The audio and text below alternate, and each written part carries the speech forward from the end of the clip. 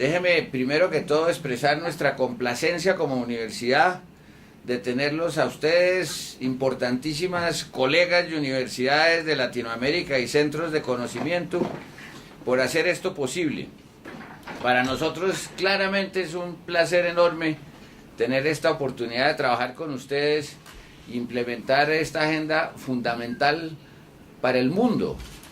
Tal vez en las universidades nuestras a veces nos vemos enredados con nuestros problemas locales y pocas veces tenemos la oportunidad de sentir que estamos trabajando para algo verdaderamente que tiene un beneficio a nivel de nuestra tierra, de nuestro planeta. Lo que estamos haciendo hoy, y seré muy breve, es simplemente formalizar esto. Estaré firmando una carta de intención que se la estaremos enviando después a todos para que todos la firmen. Y obviamente lo que queremos es movilizar otras instituciones a que se unan a nosotros, a este grupo, a esta alianza con estos objetivos. Claramente sentimos que aquí cabe cualquier persona, cualquier universidad que quiera participar y apoyar en esta muy noble y necesaria para muchos de nosotros, absolutamente necesaria iniciativa que probablemente nos lleva a la subsistencia. Elsa, te saludamos que estás entrando, ¿sí? Entonces, con eso en mente, simplemente quiero darle la palabra aquí a Alejandro, insistiendo nuevamente que para nosotros es un placer y un orgullo trabajar con ustedes y que tenemos las más altas expectativas en el impacto que esta alianza puede tener, como dije, en el bienestar de toda la humanidad. Entonces, obviamente le doy la bienvenida a Alejandro, nuestro director. Quiero decir, porque no lo habíamos hecho públicamente, que estamos también muy satisfechos de poder contar con Alejandro y Felipe. Alejandro, pues todos ustedes lo conocen, pero creo que es una fortuna para el centro y para la universidad, obviamente, que Alejandro pueda encargarse de esta tarea tan importante. Entonces, bienvenido Alejandro, Felipe, y a tus órdenes, Alejandro. Gracias, rector. Reiterando los buenos días o tardes a todos. Yo quisiera entonces transmitir 3 o 4 mensajes rápidamente. Primero, reiterar cuál es el objetivo principal de este centro, qué es lo que queremos hacer. El centro se ha concebido desde el comienzo como una especie de plataforma o punto de encuentro, hub, lo pudiéramos llamar, pero en el fondo no es otra cosa que casi que una disculpa, una excusa para trabajar juntos, para juntar nuestros esfuerzos, para construir unas redes.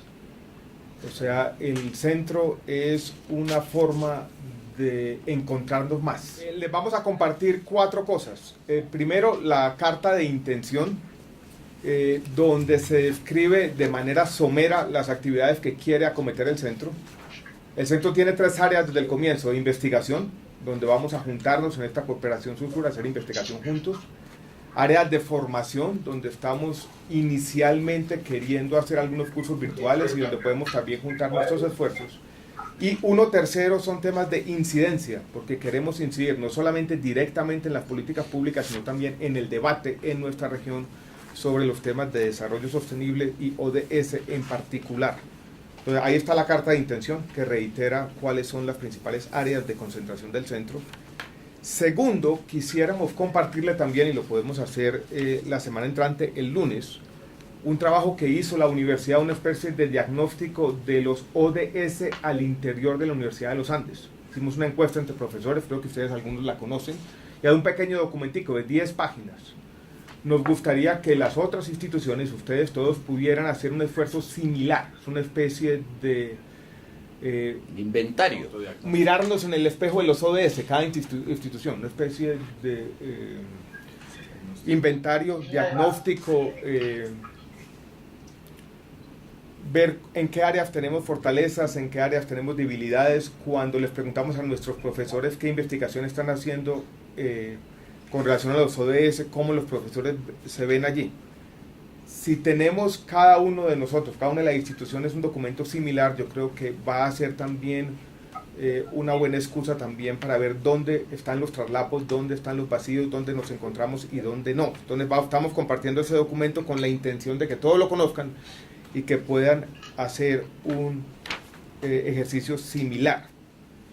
Estamos también trabajando en algo que queremos enviarles en 2 o 3 semanas. Es un documento más académico, más conceptual, sobre los temas de desarrollo sostenible, las dificultades éticas, las tensiones, un documento como que queremos ser el documento base fundacional del centro. Y también queremos compartir ese ejercicio muy prontamente, y queremos enviarles también un borrador del plan de trabajo que hemos diseñado para el año 2019 y lo que estamos percibiendo para el año entrante, también 2020. Estos ejercicios iniciales, yo llevo aquí 2 meses mal contados, rector y todos, nos han llevado también a una suerte de priorización, y hemos priorizado los siguientes temas, que creo que son los temas latinoamericanos por excelencia en este conjunto abigarrado de los ODS. La priorización, y en esto podemos tener una conversación más adelante, involucra los siguientes temas: el tema de ciudades sostenibles, las ciudades casi definen a América Latina; el tema de uso de la tierra, agricultura y biodiversidad, que también casi nos define; el tema de paz en instituciones, donde hemos venido trabajando en la universidad desde hace un tiempo; el tema de energías renovables y cambio climático; y el tema de consumo responsable, economías circulares y ese traslapo entre sector privado y los temas de desarrollo sostenible. Ahí es donde hemos identificado algunas prioridades. Queremos hacerle una propuesta. En Chile, en la 3ª semana del mes de abril, en el contexto de un seminario que hace la CEPAL, hemos pedido tener un pequeño side event para, entre todos, hacer una presentación como del siguiente tema general: academia y ODS. Cómo la academia puede aportarle al debate de los ODS, a los temas de investigación, educación e incidencia. Estamos trabajando también en un tema sobre un instrumento estadístico para auscultar las opiniones de los ciudadanos de nuestra región, ver dónde hay diferencias en los temas de la aproximación a los temas de cambio climático y el apoyo o el no apoyo a las políticas, por ejemplo, en lo que tiene que ver con los impuestos al carbono y demás. Jeffrey creo que no se ha conectado, pero tiene el interés de trabajar en estos temas de decarbonización y buscar las rutas en América Latina. También estamos trabajando en eso. Y vamos a ir anunciando algunas convocatorias sobre algunos de los temas priorizados. La primera la anunciaremos también en Chile, en la Universidad Católica, una convocatoria que queremos hacer para financiar artículos sobre ciudades sostenibles. Y queremos, con eso termino tal vez, hacerles una propuesta que nos podamos reunir entre todos, esta red incipiente que se crea hoy, cada mes o cada mes y medio, para ir explorando los temas y trabajando juntos. Eso es un poco lo que tenía para contarles sobre esta utopía necesaria de tener un centro aquí en la Universidad de los Andes que nos junte a todos y podamos conocernos mejor y trabajar juntos. Say hello to everybody, first of all, from New York, and to say how thrilled I am that we're all together and operational and brainstorming next steps. Maybe Chile is a good jumping off point for another reason, and that is that Chile, of course, will host the next climate change conference. And this is an important opportunity for the whole region and for the center. The conference will be in Santiago probably at the very beginning of 2020. It will be a very important global event. It will follow a climate change summit, which will take place at the United Nations in September. And the good news is that our colleague, Felipe Larraín, who of course is both finance minister and a professor at Católica, is not only organizing or helping to organize this meeting, but also has been named one of the two lead finance ministers in the world for financing sustainable development. His counterpart is the finance minister of Finland. So with Felipe, we have a tremendous possibility of organizing work of the center on the transformation to clean energy and the rest of the sustainable development agenda. With the leadership of the finance ministers brought into this, there will be also a conference in Washington at the IMF World Bank meetings that Felipe will be chairing on sustainable finance, especially around climate change, probably April 12, 13, and I'll be participating in that, but maybe others in our group as well. There are many topics for us to work on, and Alejandro has started to elaborate that, but I should mention one topic that is dear to my mind, dear to me, is that we work together on a zero carbon energy system for the Latin American region, an integrated strategy on moving to renewable energy, especially wind, solar, and hydropower in an interconnected system. Because especially South America has such remarkable, plentiful, renewable energy resources that South America can be a world leading region on the energy transition. And I think that it's a great area for us to work on, and very timely in view of the global summit and COP25 in Santiago early next year. So I want to put the energy transition on the agenda for us, and I'll be hosting a number of international meetings on the energy transition, in which I would point to the center and our network for engagement, and I'll be sharing all of those with you, the dates and the possibilities of engagement. So other than that, let me thank you and say how excited I am for the launch. First of all, I want to say thank you, because it's very important for Universidad del Pacífico and also for Peru to be considered in this regional effort.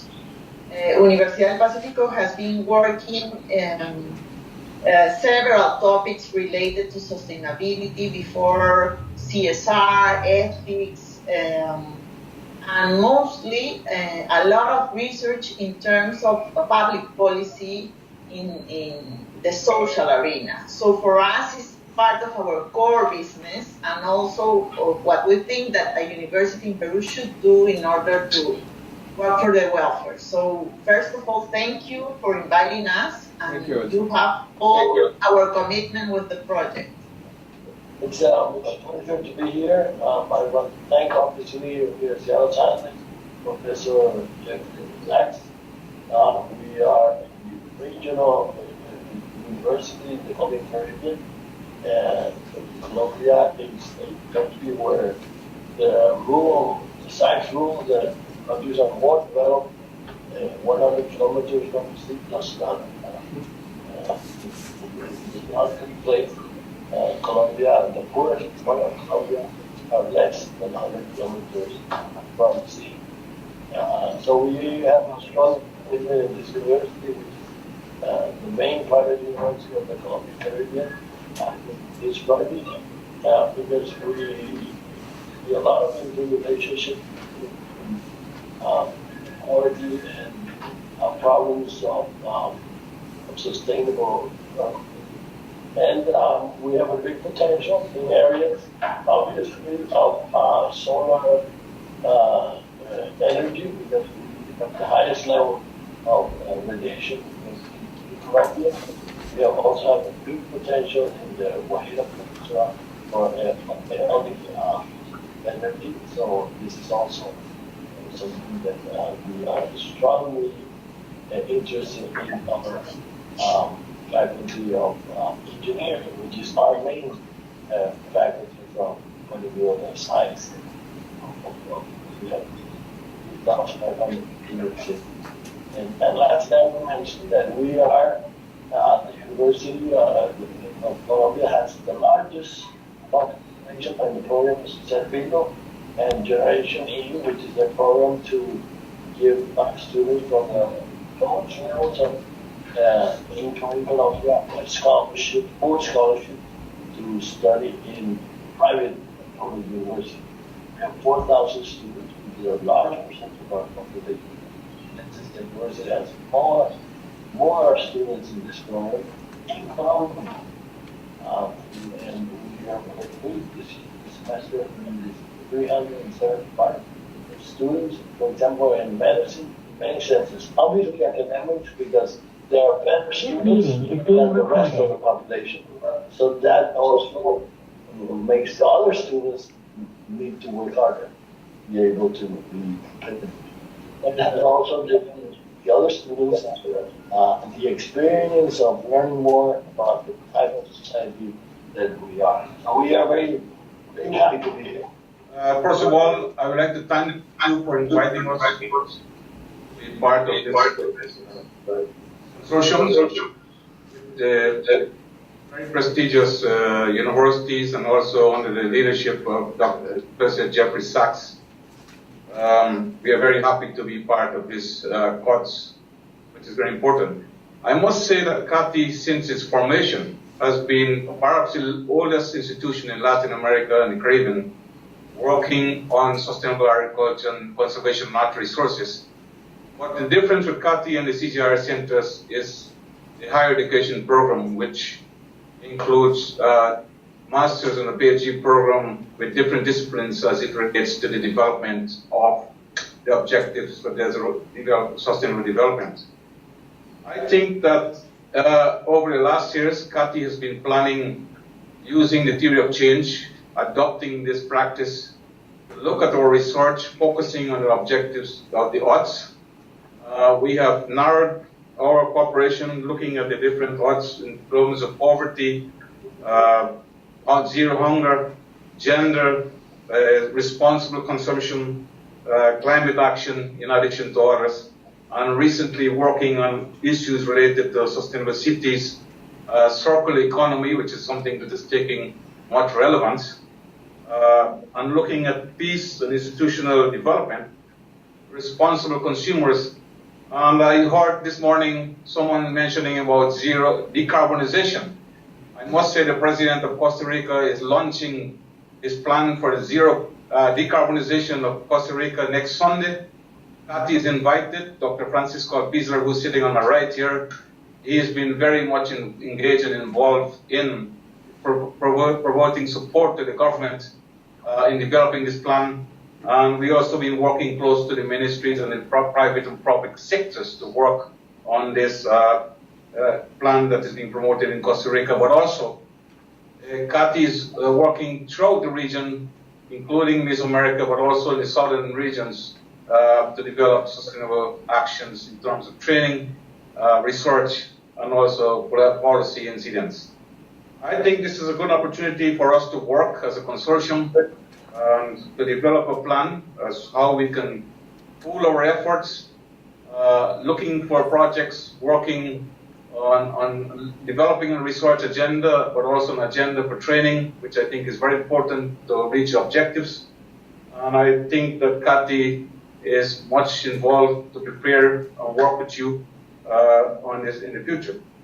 Dr. Jeffrey Sachs mentioned about developing a zero carbon energy system. I think that's an area that we have interest also. I saw that there are 4 actions that were identified within the quads. One is on looking at education, the second on formation, the first on research, the second on education, the third on policy, and the fourth in terms of institutional responsibility, social and environmental responsibility. CATI is gradually moving into the transition in terms of looking at alternatives for solar energy. We also have our dairy farm, which is also in the process of transforming biogas into energy. And also removal of recycling of our residues, etc. So I think we are looking at what our plan and the goals over the next years and setting up the baseline and indicators where we can measure our performance and compliance as an institution that is subscribing to the codes. And we look forward to work with you in this consortium and set some goals where we can reach the target over time. Thank you. It's a pleasure also to participate in this interesting alliance.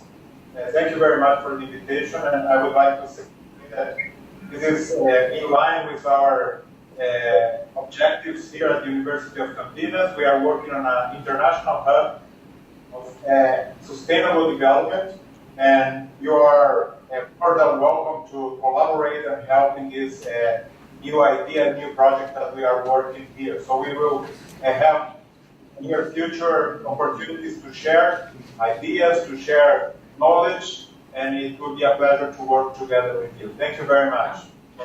It's a really great pleasure to be here, and we are very grateful to be part of this formal event in which we formalize this very important alliance of universities and research centers focusing on the SDO in Latin America and the Caribbean region.